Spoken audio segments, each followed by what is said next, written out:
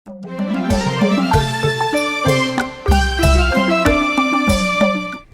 ီနေ့ဟာ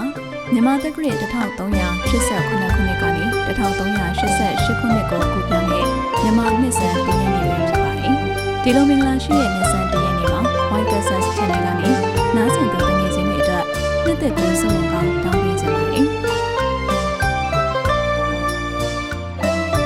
White ကအားလုံးအတွက်ငယ်ငယ်ကလေးကကြိုက်နှစ်သက်ခဲ့ရတဲ့ဆရာပြမနာမောင်နေသိန်းရဲ့ဆူတောင်းဆိုတဲ့ကြပြလေးနဲ့နှစ်သက်စုံကောင်းတောင်းပေးလိုက်ပါတယ်။အားလုံးအတွက်ကောင်းသောနှစ်တစ်နှစ်ဖြစ်ပါစေရှင်။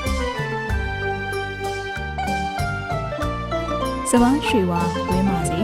။ပန်းတွေတင်းပါစေ။ငှက်ကလေးတွေမိုးတိမ်ကြပြန်နိုင်ကြစေတာ။နေအောင်ကြီးလဲဖွေးပါစေ။လေပြေအေးပါစေ။ချစ်မိတ်ဆွေပေါင်းဖော်များကျမ်းမာကြစေတာ။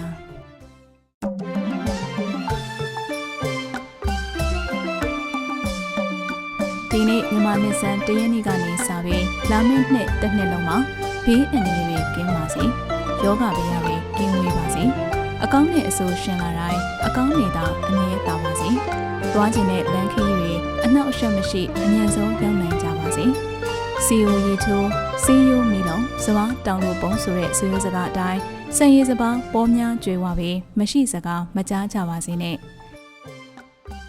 ချစ်ချင်းမြတ်တာတွေလွှမ်းခြုံပြီးအမုန်းတရားတွေကွဲပြောက်ပါစေအတ္တဆံမှုတွေညှော်နေပြီးစာနာနားလည်မှုတွေပို့ပါစေငြိမ်းချမ်းရေးတွေကြီးထွားပါစေကကြီးသုံးပါကြော်လွှားနိုင်ကြပါစေချစ်သူခင်သူတွေပျော်ရွှင်စွာစုံညီစွာနဲ့အတူတူရှိနိုင်ကြပါစေကောင်းသောစကားကောင်းသောအကြံကောင်းသောအလုပ်အကိုင်တွေမကြချက်ချင်းဖြစ်မြောက်ပါစေဆန္ဒနဲ့ဘဝတစ်ထက်သေးကြကြပါစေလို့ဆုတောင်းပေးပါတယ်